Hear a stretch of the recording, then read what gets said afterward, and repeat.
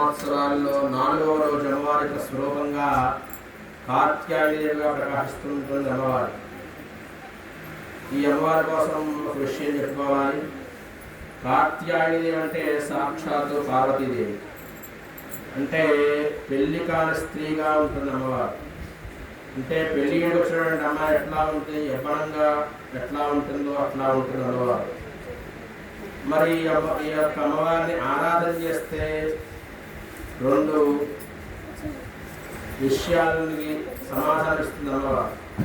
అందులో ప్రధానంగా ఏంటంటే, ఎవరైతే కూడినటువంటి తల్లిదండ్రులు అమ్మాయి చేత కార్తీయాయ వ్రతం చేపిస్తారో అటువంటి వివాహం కాని స్త్రీ ఎవరైతే ఉన్నారో వారికి త్వరగా వివాహం కలిగింపజేస్తుంది అమ్మవారు. రెండవ విషయం ఏంటంటే, వివాహానికి సందిగ్ధమైనటువంటి స్త్రీ మంచి వివాహం, మంచి వరుడ వివాహం జరగాలి.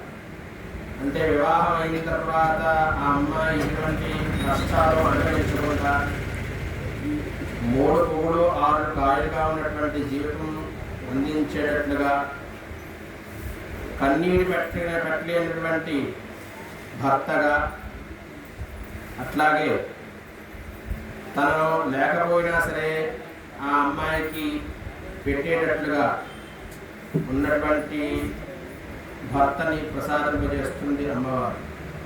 కాత్యాయని వ్రతం చేస్తే చాలా పవిత్రమైనటువంటి విశేషమైనటువంటి వ్రతము కాత్యాయని వ్రతం.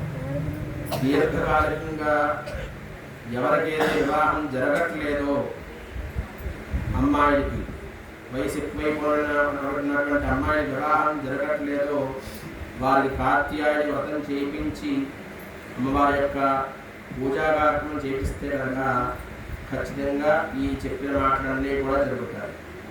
కాబట్టి ఈరోజు చక్కగా అమ్మవారి యొక్క స్వరూపంగా కాత్యాయనిగా ప్రకాశిస్తుంటున్న అమ్మవారు మీలో కానీ, మీ కుటుంబంలో కానీ, మీ స్నేహితుల కుటుంబంలో కానీ ఎవరైతే వివాహం జరగట్లేదో స్త్రీలకి ఆలస్యం అవుతోందో చక్కగా వారి యొక్క కోరికల వారి యొక్క పేరుని తలుచుకుని అమ్మవారికి నమస్కారం చేసుకోవడం ప్రకారంగా వివాహం అవుతుంది.